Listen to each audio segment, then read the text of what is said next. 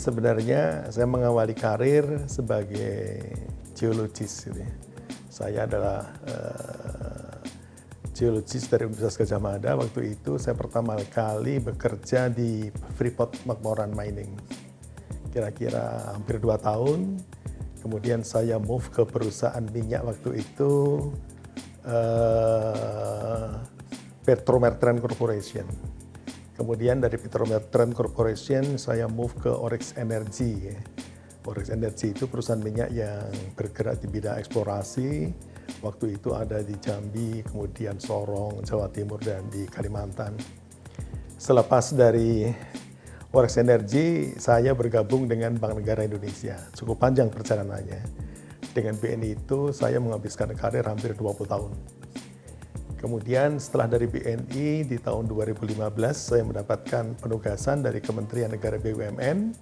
Saya menjadi direktur di PT PN 9 di Semarang. Jadi waktu itu saya bertanggung jawab terhadap komersial sebagai direktur komersial. Kemudian beberapa lama kemudian berubah menjadi direktur keuangan, marketing dan teknologi. Kemudian saya dipindahkan oleh Kementerian Negara BUMN di PT Indofarma Persero Tbk sebagai Direktur Keuangan, Human Capital, dan Teknologi. Nah, kemudian selepas dari PT Indofarma Persero Tbk yang pada waktu itu sudah menjadi bagian dari Bio Farma Group, di tahun 2021 saya bergabung dengan PT Asuransi Tripakarta. Dan posisinya sekarang saya memegang tanggung jawab sebagai Direktur Keuangan dan Teknologi Informasi.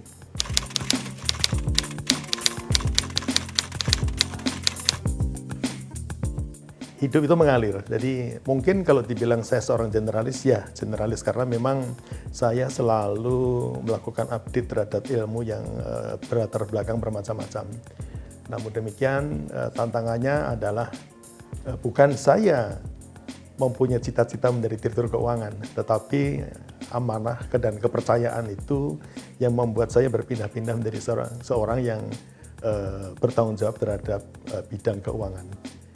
Di samping itu saya juga pernah pegang sebagai direktur marketing, human capital maupun informasi teknologi.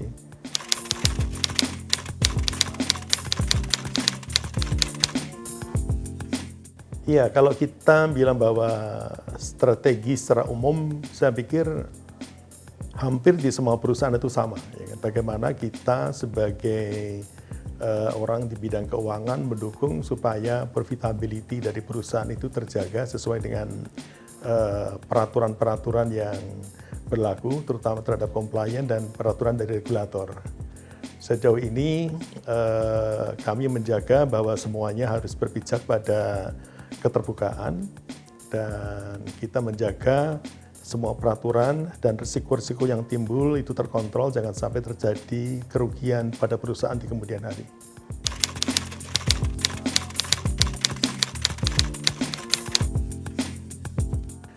Kita membandingkan kinerja di tahun 2020, Tripakarta itu untung sebesar 30 miliar.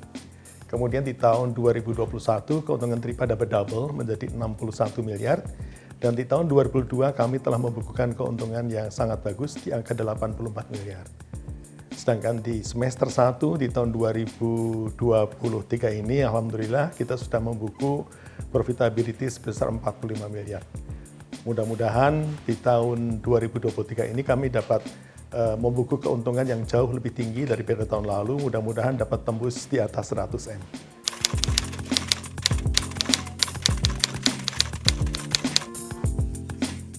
Direksi dan manajemen lain tentunya tidak dapat bekerja sendiri. Tim kami adalah tim yang solid. Bagaimana kita menumbuhkan kebersamaan dengan tim yang ada di Tripakarta ini, dan juga kita melakukan perbaikan-perbaikan secara internal sehingga mereka dapat bekerja dengan lebih baik. Di samping itu dari sisi bisnis kami lebih fokus pada segmen yang betul-betul kita kuasai.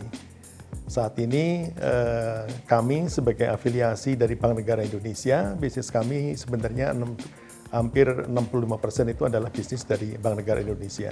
Tanpa terkecuali kami juga melakukan perubahan-perubahan yang mendasar sehingga bisnis kami di luar BNI juga meningkat. Dan mudah-mudahan ke depan dengan segmen seperti yang sudah kita sampaikan tadi, bisnis Tripakarta tetap sustain dan growth-nya dapat terjaga dengan baik.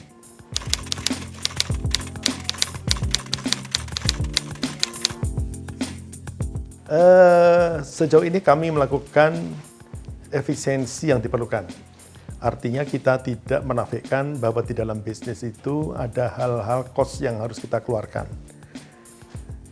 Sejauh bahwa itu adalah good cost, kita tetap akan melakukan pengeluaran biaya-biaya tersebut dengan imbal hasil yang tentunya dapat kita targetkan dengan baik. Namun apabila biaya itu biaya yang betul-betul tidak memberikan return, ini yang menjadi concern kami untuk selalu kita pangkas, kita potong supaya tidak membebani perusahaan.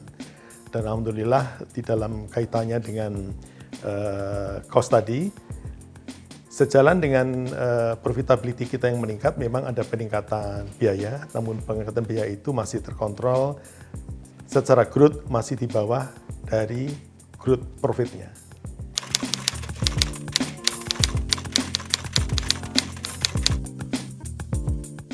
Kita berada pada zaman yang sangat cepat sekali, bahwa kita selalu berupaya bahwa IT kita itu tidak ketinggalan.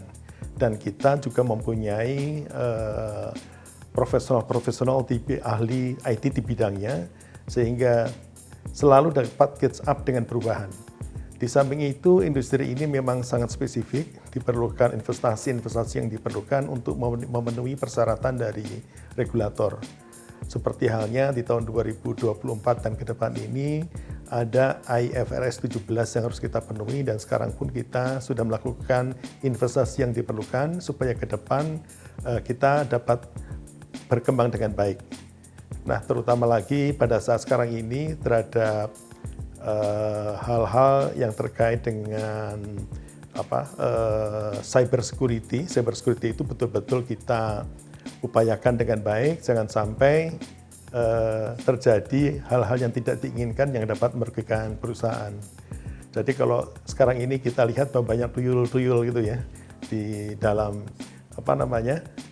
informasi teknologi yang dapat membobol kerahasiaan, nah itu kita hindari dengan kita berinvestasi untuk melakukan perbaikan-perbaikan di sisi keamanan sistem security di internal Tripakarta.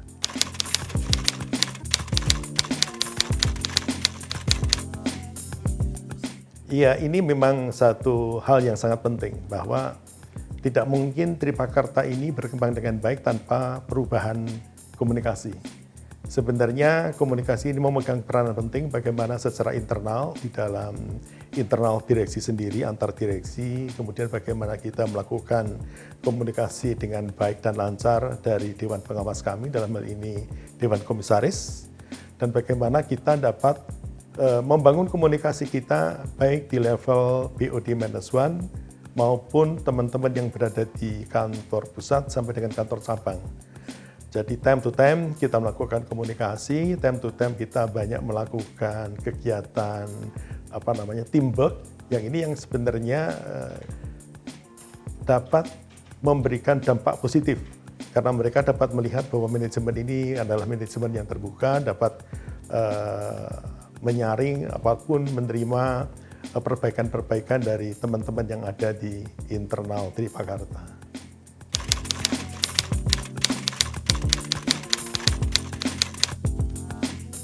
Kepemimpinan itu sebenarnya kalau kita bicara leadership adalah lebih banyak pada tanggung jawab dan hasil. Itu lebih penting daripada kita banyak berbicara namun hasilnya tidak sesuai dengan apa yang kita sampaikan. Artinya kita harus melakukan aksi-aksi apa yang kita bicarakan adalah itu yang kita lakukan. Artinya bahwa kita tidak dapat memberikan guidance tanpa kita melakukannya sendiri.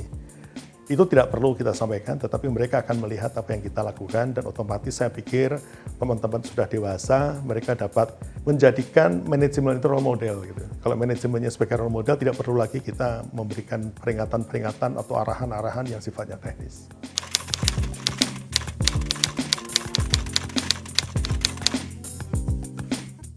Sebenarnya saya lebih banyak order dari dulu ya, dari waktu, karena memang dulu waktu saya mengambil jurusan di S1 kan, geologi gitu ya. Saya memang dekat dengan alam, tapi sekarang kita tinggal di ibu kota yang tidak dekat dengan alam, paling tidak hampir setiap hari saya mesti keluar untuk jogging sebenarnya. Tapi karena kita juga penuh sekali dalam kepadatan, tentunya kami punya kebersamaan dengan teman-teman di kantor itu, golf itu hampir rutin sebenarnya setiap saat.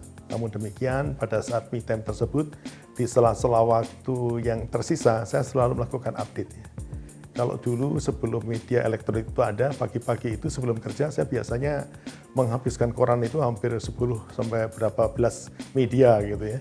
Jadi mungkin setengah jam pertama itu searching berita-berita bagus, update market gitu kan. Kalau sekarang update market itu bisa dilakukan di mana-mana, di jalan pun kita bisa melakukan update market ya kan. Dan di malam yang tersisa biasanya saya selalu melihat informasi-informasi yang terbaru yang ada di media sosial, podcast misalnya, atau isu-isu yang tentunya dapat membantu menjalankan pekerjaan lebih baik, terutama isu-isu yang menyangkut masalah perekonomian dan politik.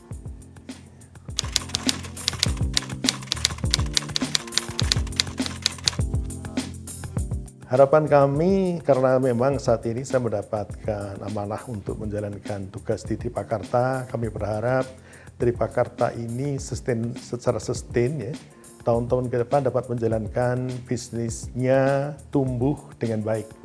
Di samping itu, di dalam pertumbuhannya kita selalu menjaga bahwa perusahaan harus tetap sehat, kita menjalankan perusahaan dengan hati-hati, berprinsip pada risk management, ya. 3 line of defense juga kita jalankan dengan baik, ya. Dan juga